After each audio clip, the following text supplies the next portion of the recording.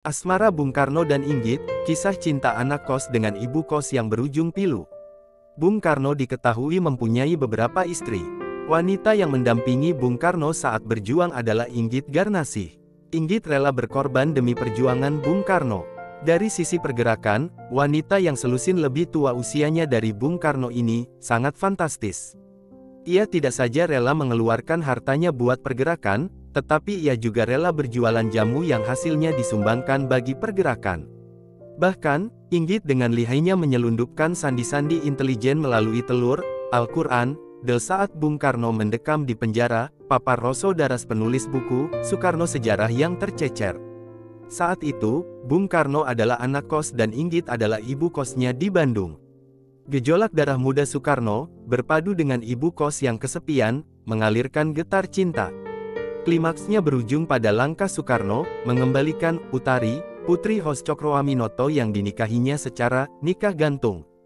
Di sisi lain, Inggit mengajukan permintaan cerai dari suaminya yang dikenal lebih gemar beraktivitas di luar rumah daripada diam di rumah. Pernikahan Soekarno, Inggit di era perjuangan, sejatinya sangat penuh romantika dan dinamika.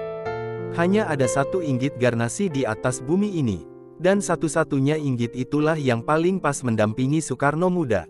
Ia tahan gempuran gosip, gempuran cemooh, bahkan pelecehan polisi Belanda demi mengetahui dirinya adalah istri musuh nomor satu pemerintah Hindia Belanda, bernama Soekarno, paparnya. Ditambahkannya, Inggit juga tabah mendampingi Soekarno hidup di pengasingan, baik selama di ND maupun Bengkulu.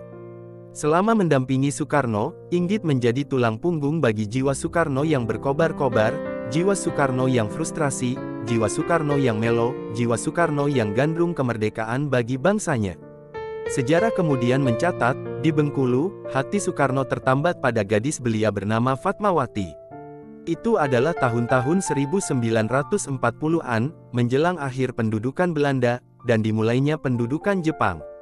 Di tengah himpitan persoalan kebangsaan, Bung Karno juga dihimpit pertengkaran dengan Inggit yang mulai mencium adanya gelagat suaminya mencintai Fatma. Pertengkaran demi pertengkaran itu bahkan dibawa sampai ke Jakarta tahun 1943. Bahkan Bung Karno pernah bercerita, saat suatu malam pulang larut begitu pulang disambut dingin Inggit, dan berlanjut ke pertengkaran. Dikisahkan, jika sudah marah karena dibakar cemburu, Inggit bisa menerbangkan barang-barang apa saja yang ada di dekatnya, khususnya barang-barang yang sering kita lihat di atas meja makan. Terbayanglah suara piring terbang dan benda-benda terbang lainnya, ungkap Roso. Ketika keduanya menyepakati perpisahan, Bung Karno masih sempat mengantarnya ke dokter gigi pagi hari, dan mengantarnya ke Bandung dan membawakan barang-barang Inggit tanpa kecuali. Itulah akhir perpisahan keduanya. Setelah itu, tak lama berselang, Bung Karno melamar dan melangsungkan pernikahan, telegram, dengan Fatmawati, beberapa saat menjelang Indonesia merdeka, tandasnya.